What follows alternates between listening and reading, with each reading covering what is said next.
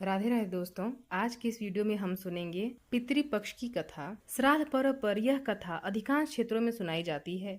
इस कहानी को पढ़े बिना या सुने बिना पितृपक्ष का पुण्य फल नहीं मिलता है। इस कथा के अनुसार महाभारत के दौरान कर्ण की मृत्यु हो जाने के बाद जब उनकी माता स्वर्ग में पहुंची तो उन्हें बहुत सारा सोना और गहने दिए गए। कर्ण की आत्मा को कुछ समझ नहीं आया, वह तो आहार तलाश रहे थे। उन्होंने देवता इंद्र से पूछा कि उन्हें भोजन की जगह सोना क्यों दिया गया। तब देवता इंद्र ने कर्ण को बताया कि उसने अपने जीवित रहते हुए पूरा जीवन सोना दान किया, लेकिन अपने पूर्वजों को कभी खाना दान नहीं किया। तब कर्ण ने इंद्र से कहा उन्हें यह ज्ञात नहीं था कि उनके पूर्वज कौन थे और इसी वजह से वह कभी उन्हें कुछ दान नहीं कर सके। इन सब के बाद कर्ण को अपनी गलती सुधारने का मौका दिया गया और 16 दिन के लिए पृथ्वी पर वापस भेजा गया, जहां उन्होंने अपने पूर्वजों को याद करते हुए उनका श्राद्ध कर उन्हें आहार दान दिया, तर्पण किया। इन्हीं 16 दिन की अवधि को पितृपक्ष कहा गया। अतः इस कथा को पढ़ने अथवा सुनने का बहुत महत्व है। राधे राधे दोस्तों, आज के इस वीडियो में हम सुनेंगे पितृपक्ष की कथा। पितृपक्ष की पौराणिक कथा के अनुसार जोगे तथा भोगे दो भाई थे। दोनों अलग अलग रहते थे। जोगे धनी था और भोगे निर्धन। दोनों में परस्पर बड़ा प्रेम था। जोगे की पत्नी को धन का अभिमान था, किंतु भोगे की पत्नी बड़ी सरल हृदय की थी।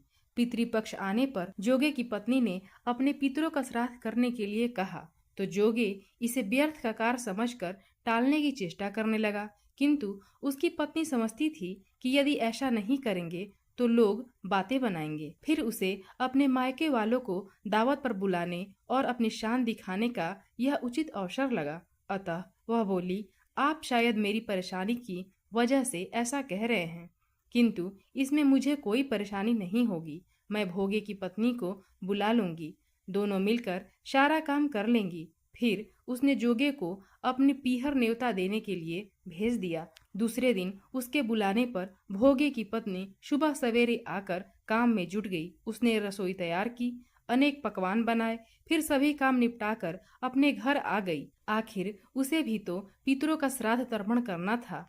इस अवसर पर न जोगे की पत्नी ने उसे रोका, न वह रुकी। शीघ्र ही दोपहर हो गई। पितर भूमि पर उतरे। जोगे भोगे के पितर पहले जोगे के यहाँ गए तो क्या देखते हैं कि उसके ससुराल वाले वहां भोजन पर जुटे हुए हैं। निराश होकर वे भोगे के यहाँ गए। वहां क्या था, मात्र पितरों के नाम पर अंगियारी दे दी गई थी। पितरों ने उसकी राख चाटी और भूखे ही नदी के तट पर जा पहुंचे। थोड़ी देर में सारे पितर इकट्ठे हो गए और अपने अपने यहाँ के श्राद्धों की बड़ाई करने लगे। जोगे भोगे के पितरों ने भी अपनी आप बीती सुनाई। फिर वे सोचने लगे, अगर भोगे समर्थ होता तो शायद उन्हें भूखा न रहना पड़ता, मगर भोगे के घर में तो 2 जून की रोटी भी खाने को नहीं थी। यही सब सोचकर उन्हें भोगे पर दया आ गई। अचानक वे नाच नाच कर कहने लगे, भोगे के घर धन हो जाए, भोगे के घर धन हो जाए। सांझ होने की हुई। भोगे के बच्चे को कुछ भी खाने को नहीं मिला था। माँ से कहा, भूख लगी है। तब उन्हें टालने की गरज से भोगे की पत्नी ने कहा, जाओ, आंगन में हौंदी औंधी रखी है, उसे जाकर खोल लो और जो कुछ मिले बांट कर खा लेना। बच्चे वहां पहुंचे तो क्या देखते हैं कि हौंदी मोहरों से भरी पड़ी है।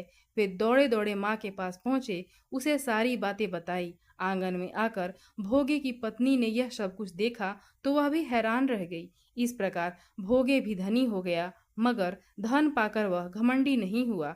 दूसरे साल का पितृपक्ष आया। श्राद्ध के दिन भोगे की स्त्री ने 56 प्रकार के व्यंजन बनाए। ब्राह्मणों को बुलाकर श्राद्ध किया, भोजन कराया, दक्षिणा दी।